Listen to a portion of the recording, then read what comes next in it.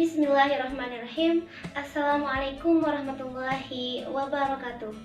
Perkenalkan, nama saya Dia Alvina dengan nomor NIM 19011020, salah satu mahasiswi dari Universitas Islam Negeri Mataram, Fakultas Tarbiyah dan Keguruan, Prodi Pendidikan Islam Anak Usia Dini kelas 3A.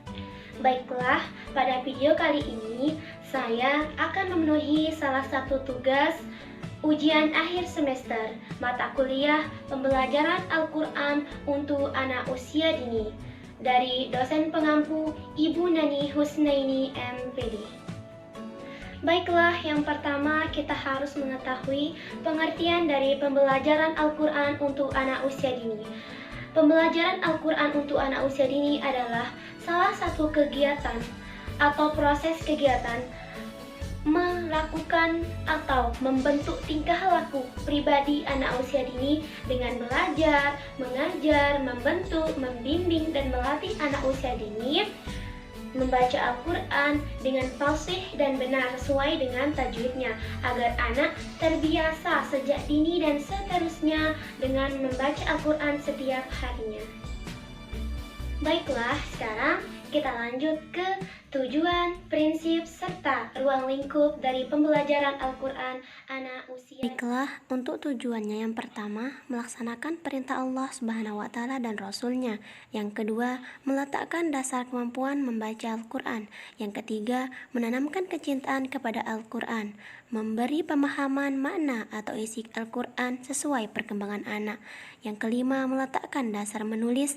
Dan yang keenam, melatih dan membimbing untuk menghafal Al-Quran. Lalu kemudian untuk prinsipnya, yang pertama, sesuai tahap perkembangan, kemudian metode mudah, menarik, dan pastinya menyenangkan. Yang ketiga, pembelajaran holistik, yakni membaca, menulis, memahami, dan menghafal. Kemudian bertahap dan kontinu, tidak berhenti di tengah jalan. Yang kelima, memberi motivasi agar tetap semangat. Yang keenam, tidak memaksa agar anak bisa berjalan sendiri. Yang ketujuh, memperhatikan di peran anak, perbedaan anak bahwa memiliki berbeda-beda karakteristik.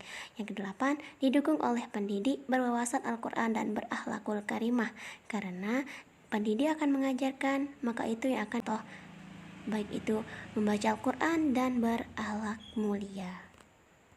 Baiklah, kita lanjut ke ruang lingkup pembelajaran Al-Quran anak usia dini. Pembelajaran Al-Quran anak usia dini itu dilaksanakan secara holistik atau menyeluruh, tidak hanya berfokus atau hanya terpaku dalam satu aspek saja, di mana pembelajaran Al-Quran itu terdiri dari 4 aspek. 4 aspek tersebut adalah membaca, menulis, memahami, dan menghafal.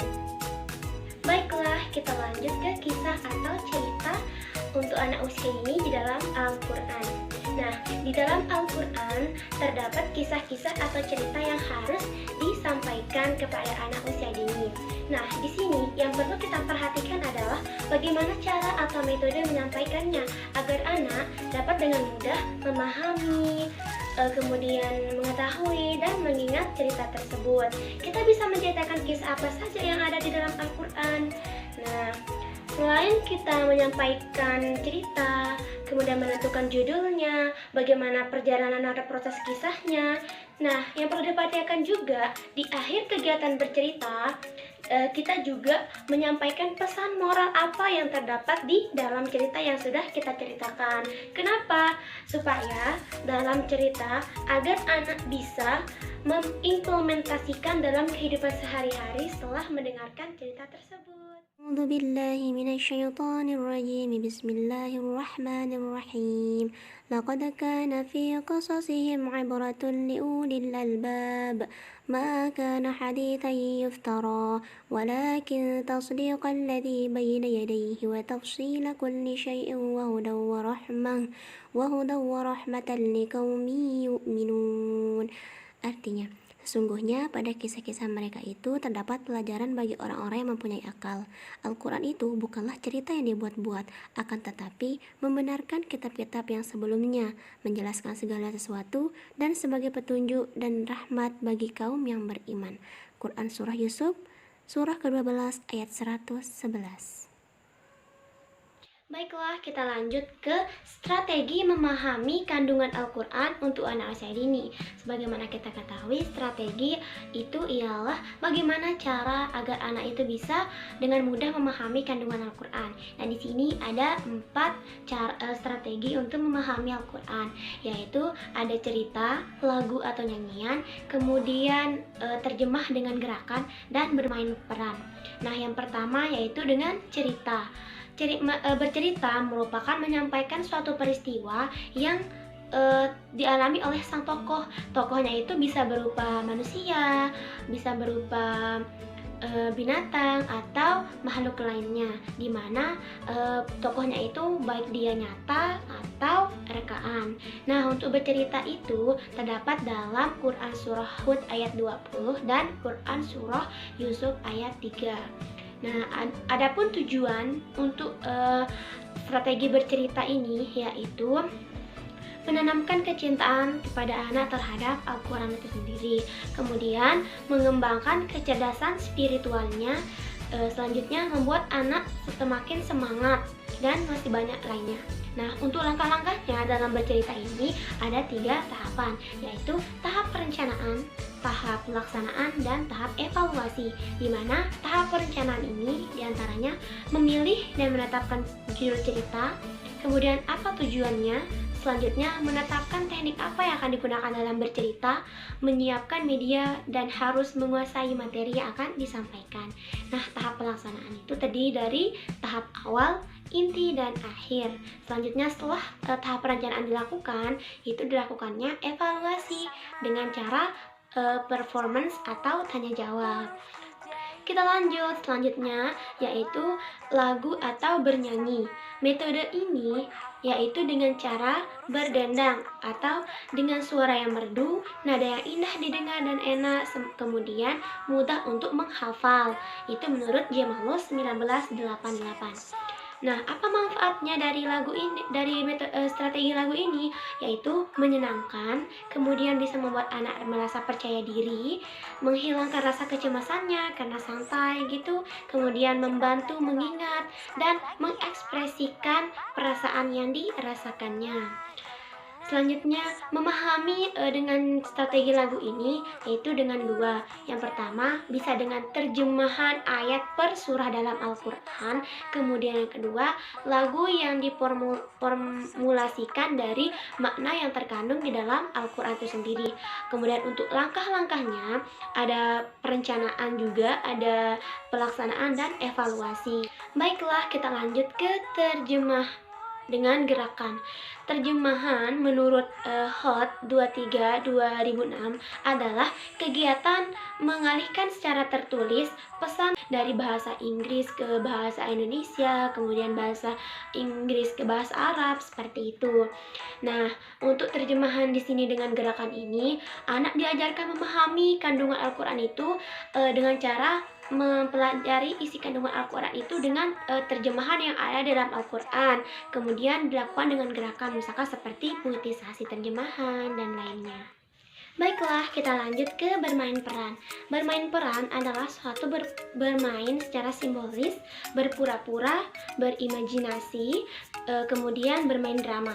Nah, menurut Yuliana Nuraini dan Bambang Sujiono, bermain peran adalah kegiatan berfokus pada kegiatan dramatisasi. Bermain peran adalah cara memberikan pemahaman serta pengalaman kepada anak, diminta untuk memainkan peran tertentu dari suatu cerita. Kegiatan bermain peran pernah Rasulullah lakukan dengan cucu beliau, yaitu dengan Hasan dan Husain, di mana ketika beliau dinaiki punggungnya oleh Hasan dan Husain, seolah-olah berperan sebagai penunggang kuda. Nah, bermain peran ini misalkan dalam Al-Quran tuh banyak sekali bisa dimainkan peran oleh anak, misalnya kisah Nabi, sahabat Nabi, keluarga Nabi, untuk bersedekah dan lainnya. Contohnya seperti akan bermain peran memahami kandungan surah Al-Kafirun misalkan. Di sana ada yang menjadi perannya baik, perannya jahat, jadi tentara, jadi lain dan sebagainya. Apa sih manfaat dari bermain peran itu? Yaitu untuk mengembangkan kemandirian anak, berbahasa anak dan memahami karakter yang berbeda, baik karakter dirinya sendiri, perannya sebagai apa, dan karakter temannya yang lain. Nah, selanjutnya, bagaimana langkah-langkah dalam bermain peran? Adapun langkah-langkah umumnya, yaitu mengumpulkan anak, kemudian memilih dan menetapkan peran kepada masing-masing anak sesuai dengan cerita yang akan diperankan. Nah, kemudian memberikan pengarahan sejak latihan hingga saat tampil. Dan terakhir, memberitahu apa sih makna dari cerita yang diperankan anak setelah bermain peran.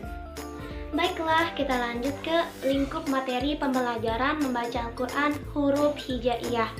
Dalam pembelajaran untuk pengenalan huruf hijaiyah ini bertujuan agar anak bisa menyebutkan huruf-huruf hijaiyah secara fasih dan benar, sehingga guru dituntut untuk bisa menguasai materi tentang pembelajaran Al-Quran. Salah satunya cara membaca huruf itu tersebut yang ditiru oleh anak, apa yang disampaikan dan diajarkan oleh gurunya tersebut.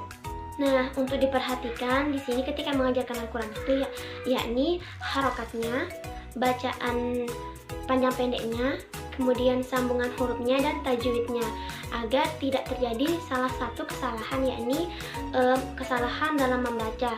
Sebab jika terjadi kesalahan dalam membaca, maka menyebabkan salah makna. Kita lanjut ke metode-metode belajar membaca Al-Quran. Yang pertama yaitu Al-Baghdadi dan Iqra. Yang pertama Al-Baghdadi. Al-Baghdadi itu berasal dari Baghdad, di mana metode ini dengan dieja tersusun berurutan dengan cara hafalan, mengeja, dan modul atau materi. Yang kedua Iqra, membaca huruf Arab dari alif sampai ya. Kemudian metode membacanya itu dengan cara diajarkan langsung oleh guru atau pendidik kepada peserta didiknya, mulai dari Iqra 1 sampai dengan Iqra 6 dengan memperhatikan lingkup materi pembelajaran Al-Quran yang tadi. Kita lanjut ke metode pembelajaran Al-Quran dengan metode qiraati dan ummi.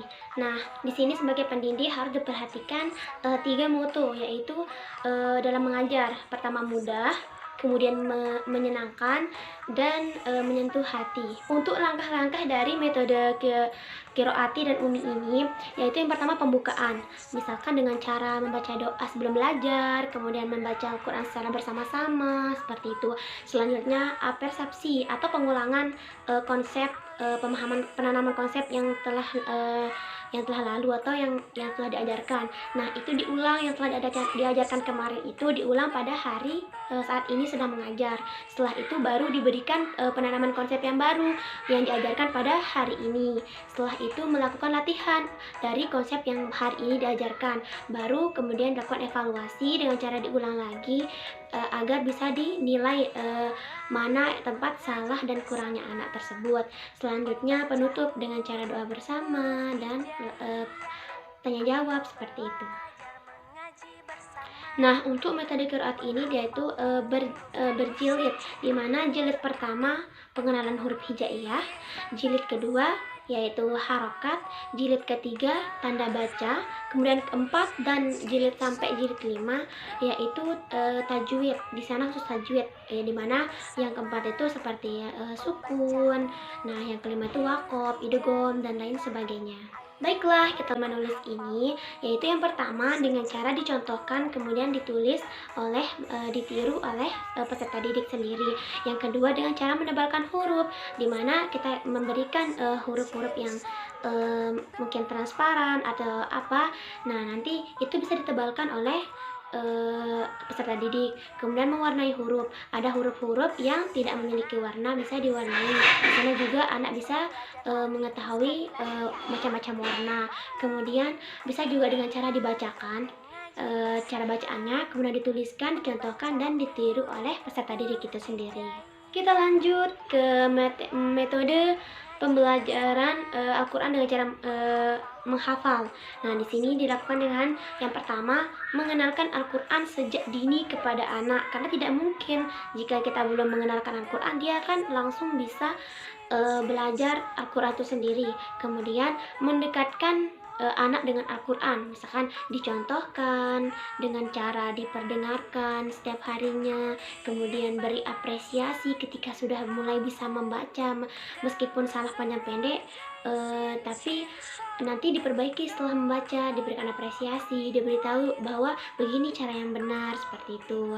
Nah, kemudian memanfaatkan teknologi, anak apalagi zaman sekarang kan sudah tidak asing lagi kita temukan anak bisa bermain gadget dari sejak usia dini, dimana nah kita kenalkan pertama kali itu di gadget itu anak itu bisa belajar Al-Quran di sana, dengar tentang di YouTube misalkan ada nyanyian tentang mengaji, anak bisa mendengarnya, lama-lama anak bisa menghafalnya gitu. Kemudian menyepakati sehingga bisa menyiapkan waktu belajar. Jangan nanti ketika anak lelah bermain kita suruh menghafal, itu tidak bisa gitu. Kita tidak bisa memaksa anak, jadi kita harus menyiapkan dan menyepakati waktu yang baik dan tepat untuk anak bisa menghafal Al-Quran. Selanjutnya yang terakhir yaitu metode terakhir, yakni untuk pengajaran huruf hijaiyah dengan cara bermain. Kenapa bermain? Bisa karena kita tahu anak itu adalah dunia bermain. Jadi salah satunya juga dengan cara bermain bisa kita mengenalkan huruf hijaiyah itu kepada anak. Misalkan salah satunya dengan permainan huruf kartu, ada kartu huruf alif, ba, ta itu. Nah, dikenalkan sama anak di sana. Kemudian bisa juga dengan permainan berbentuk saku baju seperti itu. Dan masih banyak lain permainan yang bisa dimanfaatkan untuk mengenalkan huruf hijaiyah dengan permainan berbentuk saku baju seperti itu. Dan masih banyak lain permainan yang bisa dimanfaatkan untuk mengenalkan huruf hijaiyah kepada anak, misalkan dengan suatu dan juga bisa digunakan permainan bendera di mana bendera itu terbuat dari kertas, kemudian dituliskan huruf hijaiyahnya dan diajarkan kepada anak untuk mengenalnya, kemudian bisa juga mengurutkan huruf hijaiyah tersebut. Baiklah, kita lanjut ke bagaimana karakteristik guru pembelajaran Al-Quran untuk anak usia dini. Guru itu juga harus memiliki beberapa karakteristik agar bisa mengajarkan Al-Quran kepada anak itu dengan benar, dengan baik. Nah, yang pertama yaitu guru harus memiliki pengetahuan dan pemahaman yang banyak serta mendalam tentang agama. Salah satunya dalam memahami Al-Quran itu sendiri. Bagaimana cara membaca yang fasih, bagaimana cara membaca dengan tajwid yang benar agar tidak salah dalam menyampaikan kepada anak. Selanjutnya memiliki rasa kasih sayang dan sabar yang besar, dimana karena ini namanya anak, terlebih lagi anak usia dini, sangat-sangat aktif di sana, berbagai karakteristik yang kita temukan, jadi kita harus sabar dan memiliki cara untuk mengatasi dari setiap permasalahan yang terjadi. Nah, selanjutnya rasa sosial yang tinggi.